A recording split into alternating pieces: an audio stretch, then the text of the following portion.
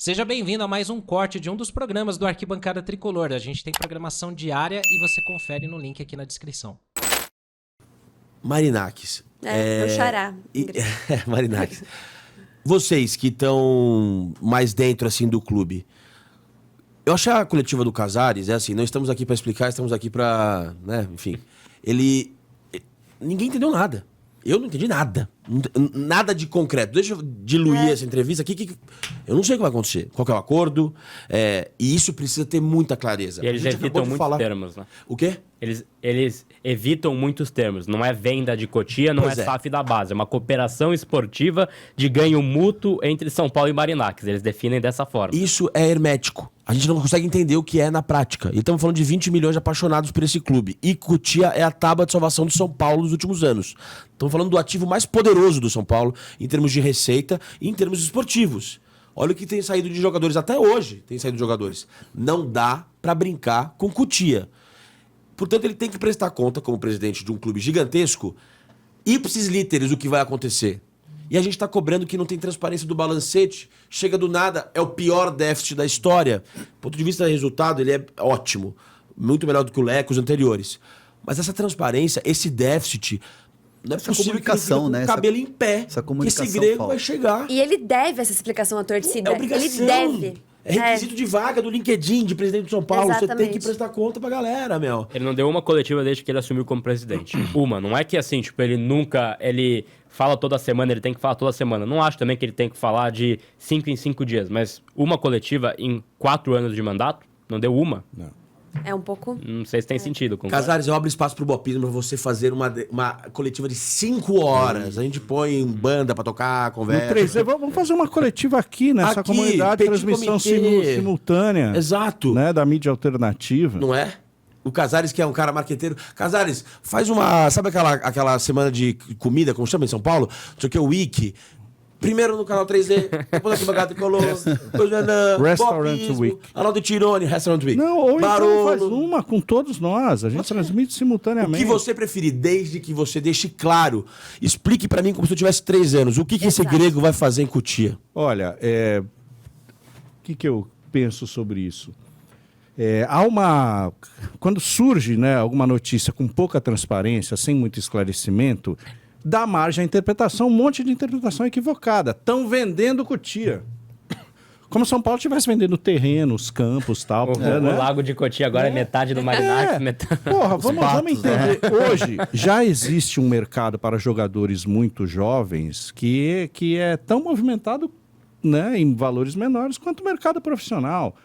Né? E o São Paulo perdeu competitividade nisso porque não tem grana para trazer um jogador que foi o melhor jogador do Campeonato Paulista Sub-20, da Copa do Brasil Sub-17. Isso já rola, né?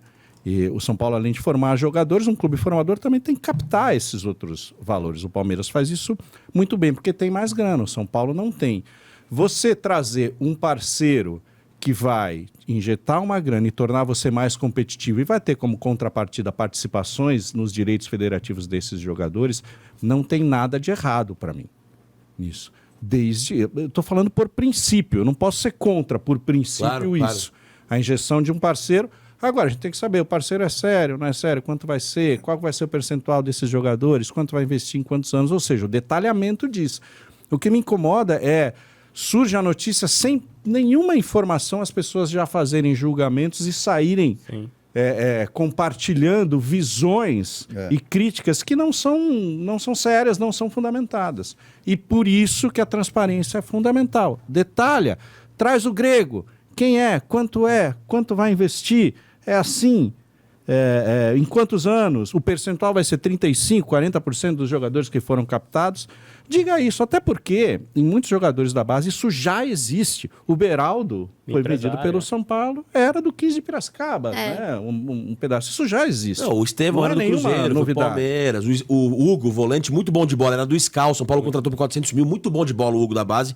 Mas uma coisa, Mal, eu concordo. Fico criando teorias da conspiração, parece que São Paulo vai vender o terreno de Cotia, mas isso só acontece porque não há uma clareza. Claro. Se saísse um documento, um PDF, falando vai ser assim, assim, assado, ninguém ia elucubrar, ninguém ia conjecturar. Então, assim, é uma certa ingenuidade no mundo de redes sociais em que não sei o que tricolor, copo de vidro tricolor, compartilha qualquer informação, vai ter gente falando que... Sacou?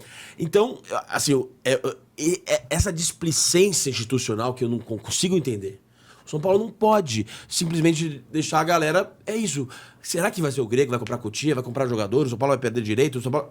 Então, assim, eu queria entender também agora de você, né, que tá lá, vocês dois, sobretudo, que estão ali no dia a dia, no cheiro da grama, como diria o Arnaldo Ribeiro. Vocês acham que vai virar esse negócio? Eu acho que é uma questão embrionária ainda, né? São conversas que estão né? acontecendo.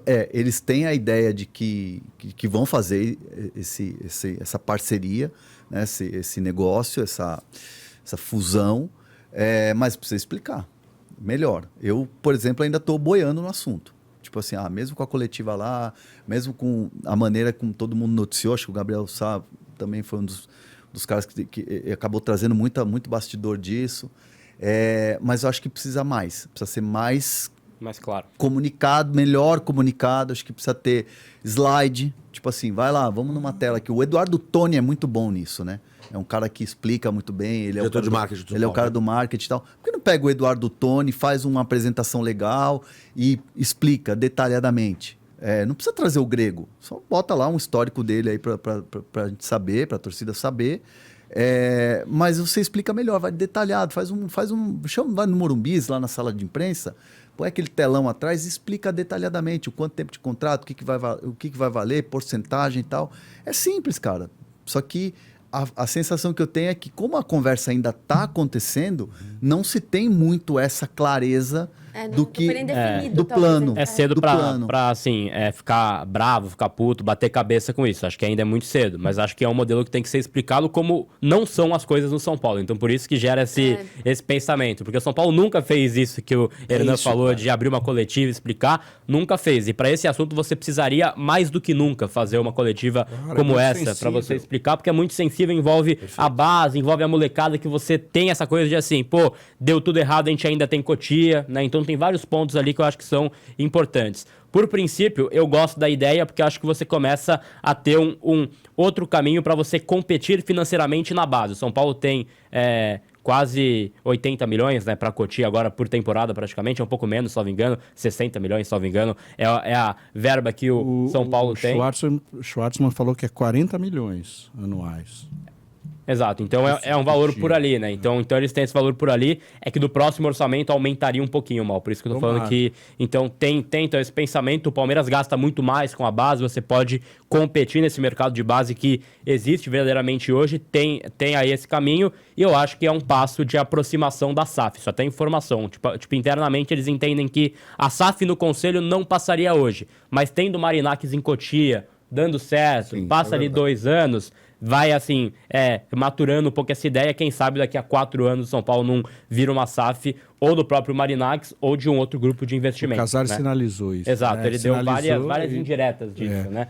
Eles falam muitas coisas, nas entrelinhas, né? O Júlio gosta de falar coisas, nas entrelinhas. Eu acho que a SAF é um caminho natural, é um caminho iminente do São Paulo daqui a 5 anos. Pois e o que é por conta dessa falta de transparência, dessa falta de falar nas linhas, né? Sim.